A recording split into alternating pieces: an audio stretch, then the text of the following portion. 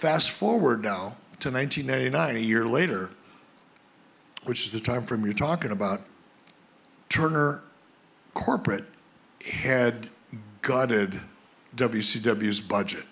Even though it was approved a year in advance when we were making plenty of money and we had a lot of success, they were what's called in the finance business intercompany allocations. So they were taking a lot of money that was previously allocated to WCW and they were spinning it off into other divisions that they were trying to protect. So they were using our revenues and spreading it around to make other divisions look good. And this is all for the purposes of the merger, by the way.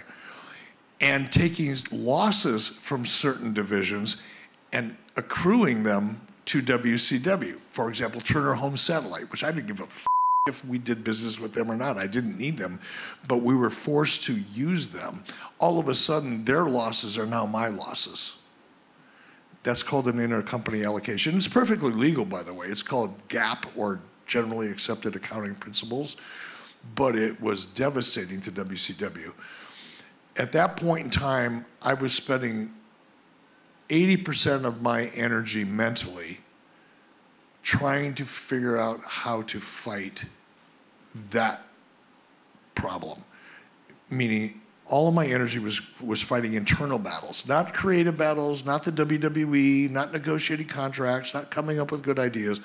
80% of my energy was focused on, these people are f***ing me over, in themselves, actually, but I knew that they didn't want WCW to continue to survive. So rather than using my head and being smart, I did what I've always done most of my life, was just fight and argue. And in my case, I believed incorrectly, but I believed because I had developed and I don't want to mislead people to thinking that Ted Turner and I were good friends and we hung out and had steak and like that. That never happened. But anytime there were serious issues involved and it could not be resolved any other way, it would be me sitting down in front of Ted Turner or somebody that Ted appointed, and I would always win. I get my way. So I'm thinking, well, I'm just going to fight these bastards.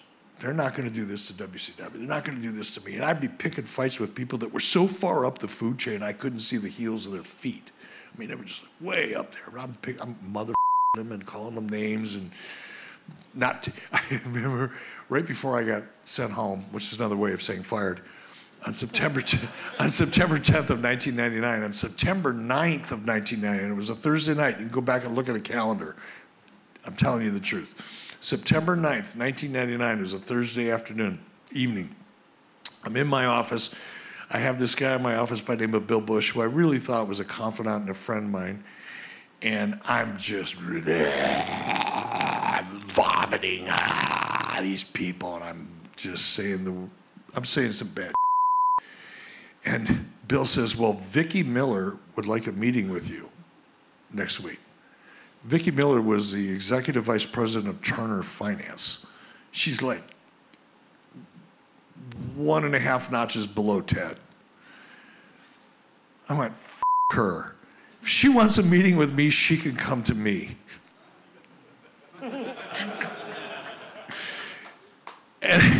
And Bill went, because Bill worked underneath her. Bill worked for Turner Finance. He actually wasn't my employee because he was actually a finance employee, but he worked with me. It was called a dotted line reporting thing. And he goes, no, you should probably really go meet with her. I f her. I'm not meeting with her. She wants to meet with me, she can come. She knows where my office is.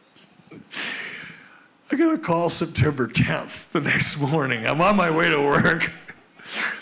Just like any other Friday, I got a pay-per-view that Sunday night. Sunday. I'm on my way to work. I get a phone call. It's Harvey Schiller, my boss. And Harvey never called me, especially early in the morning. Harvey left me alone pretty much. He was a good boss. I liked him a lot. Had a lot of respect for him, still do.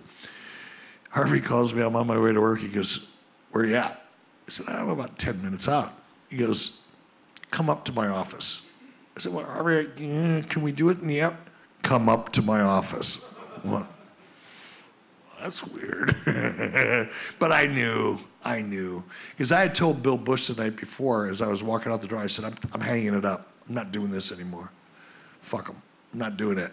And Bill, I believe, called Vicki Miller and said, just a heads up, Eric's going to quit tomorrow, because that's where my head was at. I came home and I told Lori, I said, I'm done. I'm quitting. Bill Bush called Vicki Miller. Vicki Miller called Harvey Schiller. And Harvey Schiller called me Friday morning and said, come on up. And that was that.